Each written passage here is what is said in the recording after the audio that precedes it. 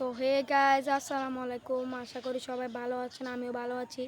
আজকে অনেক দিন পর নিয়ে এসেছি আপনাদের মাঝে একটি ব্লগ।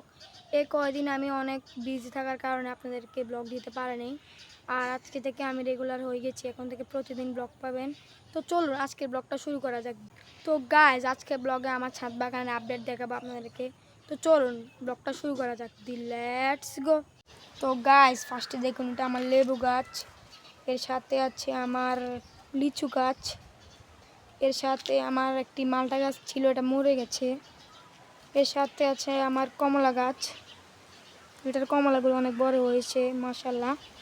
আর পাশে রয়েছে আমাদের ডালিম গাছ, ডালিম গাছটা অনেক বড় হয়ে গেছে। এখানে আছে লেবু গাছ আর টমেটো গাছ, পাশে আছে পাতাবাহার গাছ। এখন আমি আমার পরের স্লটের গাছগুলো দেখাবো। তো গাছ দেখেন, ওটা আমার শখের আম গাছ। অতিরিক্ত ঝড় বৃষ্টির কারণে আমার আম গাছের পাতাগুলো পড়ে গেছে। তো গাছ দেখুন, ওটা আমার অ্যালোভেরা গাছ। আর এখানে আছে নয়নতারা গাছ, আর এখানে অনেকগুলো গাছ আছে।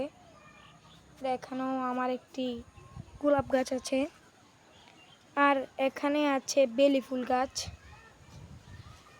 আর ওই পাশে আছে ওষুধি গাছ, এখানে আছে বেগুন গাছ, এখানে আছে মরিচ গাছ, আর এখানে আছে কাঠগোলাপ গাছ।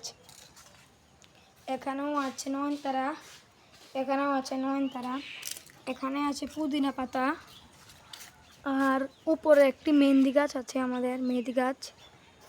আর পাশে আছে একটি রক্তজবা গাছ, যেটাকে আপনারা চেনেন, রক্তজবা।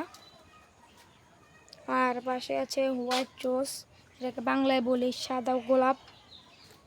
আর এখানে অনেকগুলো গাছ আছে যেগুলোর নাম আমি জানি না। আর এখানে আছে একটি পেঁপে গাছ, আর এখানে আছে কর্ন প্ল্যান্ট গাছ। এখানে অনেক গাছগুলো আছে, এগুলো আমি জানি না নামগুলো। তো গাছ দেখুন, আমার ছাদ বাগানের পুরো ছাদ বাগানটা আপনাদেরকে ঘুরে দেখাচ্ছি।